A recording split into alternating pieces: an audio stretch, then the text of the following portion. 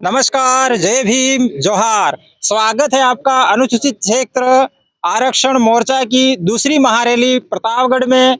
अलग या इस अनुसूचित क्षेत्र का आदिवासी लगातार अपनी 31 सूत्री मांगों को लेकर के संघर्षरत है और लगातार आंदोलन कर रहे हैं, बड़ी-बड़ी रैलियां कर रहे हैं और अपनी मांग को लगातार बुलंद कर रहे हैं। और इसी सिलसिले में आज एक पहली रैली जो 5 जनवरी को बांसवाड़ा कॉलेज ग्राउंड में हुई थी और इसके बाद में आज 16 फरवरी को दूसरी महारैली प्रतापगढ़ में हो रही है। यहाँ पे अनुसूचित क्षेत्र आरक्षण मोर्चा के पदाधिकारी आज हमारे साथ में हैं। इनसे हम बातचीत करेंगे और जानेंगे कि किन किन मांगों को लेकर के ये यहाँ पर ये महारैली कर रहे हैं। जो 31 सूत्री मांगे हैं वो कौन कौन सी मांगे हैं, लगातार ये संघर्ष क्यों कर रहे हैं, आदिवासी इस अनुसूचित क्षेत्र का आदिवासी लगातार संघर्ष क्यों कर रहा है, इनकी क्या मांगे हैं, हम बात करेंगे आजाद रविंद्र जी बरजोड़ से, जो कि प्रदेश संयोजक हैं अनुसूचित क्षेत्र आरक्षण मोर्चा के। साथ भील प्रदेश विद्यार्थी मोर्चा के भी प्रदेश संयोजक है। साथ ही हमारे साथ में है आरक्षण मोर्चा के प्रदेश सचिव भाविक जी खाट और साथ ही साथ हमारे साथ में सुभाष जी, तो उन संजय जी, तो इनसे हम बातचीत करेंगे कि किन किन मांगों को लेकर के ये महारैली का आयोजन किया जा रहा है। रविंद्र जी जोहार। जोहार जोहार, आपको जोहार, स्वागत। आज 16 फरवरी को अनुसूचित क्षेत्र आरक्षण मोर्चा के बैनर तले प्रतापगढ़ जिले में प्रदेश स्तरीय महारैली का आयोजन है, जिसमें अनुसूचित क्षेत्र के तमाम हमारे आदिवासी भाई बहन बड़ी संख्या में, लाखों की संख्या में पधार रहे हैं। आपको मैं बता दूं कि पिछली हमारी रैली बांसवाड़ा जिला मुख्यालय पर 5 जनवरी को आयोजित थी।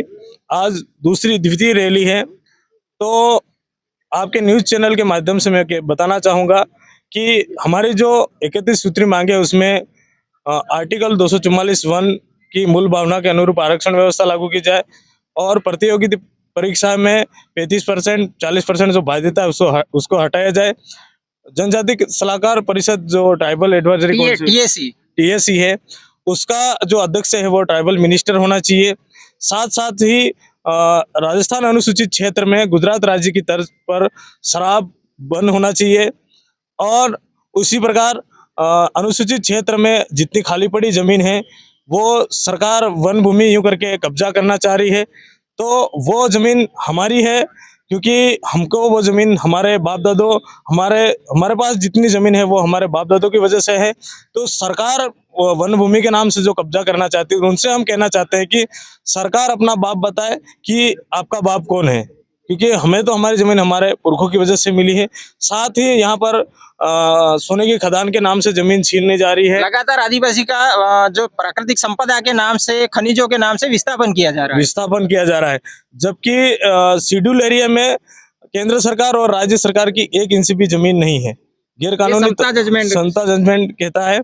और आपको बता दूं कि जहां भी आज देश भर में देखो या राजस्थान प्रदेश भर में देखो, आदिवासी समुदाय के साथ में, एससी समुदाय के साथ में अन्याय अत्याचार हो रहा है। आज प्रदेश की सरकार, गूंगी बहरी सरकार, हमारी जो इन मांगों को समय रहते मांग ले तो ठीक है, वरना इस आंदोलन को हम बहुत बड़े स्तर पर आंदोलन करेंगे, जिनकी संपूर्ण जिम्मेदारी प्रदेश की सरकार की रहेगी। एक रविंद्र जी, एक ज्वलंत मुद्दा है।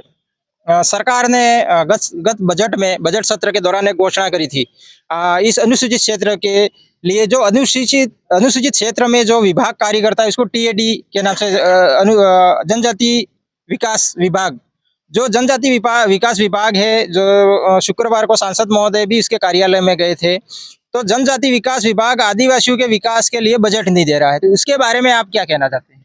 देखो, पर्ची सरकार है और इस अनुसूचित क्षेत्र का जो आदिवासी समाज पूर्ण रूप से जाग चुका है।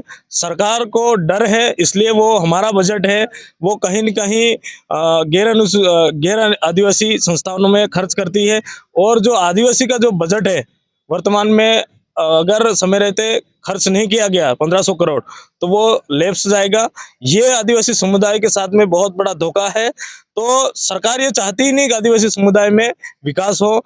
ये भाजपा सरकार, पर्ची सरकार विकास के नाम पर आदिवासी समाज का विनाश कर रही है। ये साबित दिख रही है, पूरी तरह प्रदेश की सरकार फेल नजर आ रही है। क्योंकि इस अनुसूचित क्षेत्र में हम देखते हैं कई सारी ऐसी जो यहाँ के स्थानीय लोगों के सरोकार से जुड़ी हुई जल कल्याणकारी कई सारी योजनाएं हैं, जो टीएडी के बजट के ऊपर ही निर्भर हैं। यहाँ का आदिवासी क्षेत्र का जो अधिकांश तबका है वो खेती पर निर्भर है, लेकिन और खेती की से रिलेटेड जितनी भी योजनाएं हैं वो टीएडी के बजट के ऊपर ही डिपेंड है। तो जो टीएडी है वो बजट नहीं दे रहा है, तो ये आदिवासी के साथ सरासर धोखा हो रहा है। धोखा, बहुत बड़ा धोखा रहा। आप अभी देखिए माही डैम का पानी जालौर ले जाने की बात कर रहे हैं, जबकि माही डैम के जस्ट पास में प्रतापगढ़ है, पीपलखुंड ब्लॉक है, माही डैम के जस्ट पास में कुशलगढ़ है, छोटी सरवन है। इन हमारे आदिवासी समुदाय को यहाँ तो पानी नहीं दे रहे हैं और ये लोग जालौर ले जाने की बात कर रहे हैं। देखिए हमारे साथ में कितना भेदभाव हो रहा है। तो प्रदेश की सरकार हमारे साथ में ये धोखा कर रही है एक प्रकार से। साथ ही हमारे साथ में संजय जी हैं। संजय जी, आप क्या कहना चाहते हैं? हम यहाँ के जो स्थानीय प्रतापगढ़ जिले में आरक्षण रैली करने जा रहे हैं, तो यहाँ के अगर जाखम बांध है, यहाँ का पानी भी यहाँ व्यवस्था नहीं हो रही, सिंचाई का व्यवस्था वगैरह अपूर्ण रह रही है। तो हम इसको सरकारी कॉलेज में भी अभी 45% का आरक्षण, 5% आरक्षण जो बस एससी का है, तो उसको संपूर्ण कॉलेजों में बच्चे अभी एडमिशन नहीं हो पा रहे। रिक्त पद को भरवाने के लिए लगातार संघर्ष कर रहे हैं। आप जीजीटीयू में लगातार संघर्ष रहते हैं। संघर्ष। साथ ही हमारे साथ में है अनुसूचित क्षेत्र आरक्षण मोर्चा के प्रदेश सचिव भाविक जी। इनसे भी हम जानेंगे। भाविक जी, आप जो 31 सूत्री मांगे है उसके ऊपर आप क्या कहना चाहेंगे? आपके क्या विचार है इस पे? हमारे अनुसूचित क्षेत्र आरक्षण मोर्चा बनाया है, उसमें 31 सूत्री जो मांगे हैं उनको मूलतः धरातल पे लागू करवाना है। संवैधानिक प्रावधान जो संविधान में 5वीं अनुसूची बनाई गई है, लागू धरातल पे नहीं हुई है।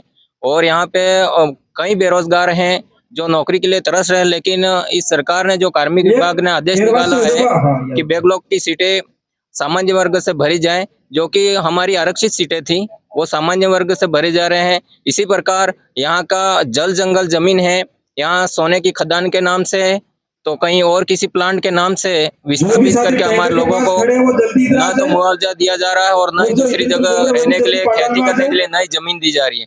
साथ ही माही कडाना हो, जाकम का पानी हो, वो यहाँ के क्षेत्रीय लोगों को न दे करके किसी अन्य जिलों में ले जाने की जो योजना बना रहे हैं उसका भी हम विरोध करते हैं। और यहाँ के लोगों को उसकी भी, पानी की भी जरूरत है।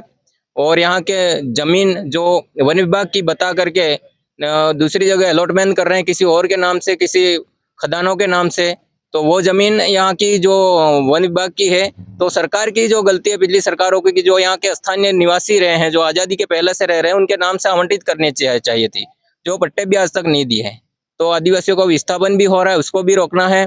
यहाँ के बेरोजगारों को है, संपदा है जो उसमें भी उसका फायदा भी स्थानीय लोगों को मिलना चाहिए। और जैसा कि विकास के नाम से हम जानते हैं, सरकार पहले बड़े बड़े वादे करती है कि यहाँ पे फैक्ट्री लग जाएगी तो इतने लोगों को रोजगार मिलेगा, इतने लोगों को यहाँ पे विकास होगा, यहाँ का जीवन स्तर सुधरेगा, लेकिन ऐसा कुछ होता नहीं है। कुछ नहीं है। उसका ताजा उदाहरण है हमारे बांसवाड़ा में कई प्रकार की मिलें कई वर्षों से चल रही है, और सीमेंट फैक्ट्री भी है, कई प्रकार के मार्बल उद्योग भी है। उसमें यहाँ के मजदूर के रूप में रखते हैं। एग्रीमेंट होता है कि यहाँ के स्थानीय लोगों को रोजगार दिया जाएगा, लेकिन रोजगार यहाँ के लोगों को नहीं दे करके ना बाहर के दूसरे राज्यों के लोगों को ला के यहाँ रोजगार दिया जाता है, और यहाँ के स्थानीय लोग हैं वो गुजरात को प्लान करते हैं।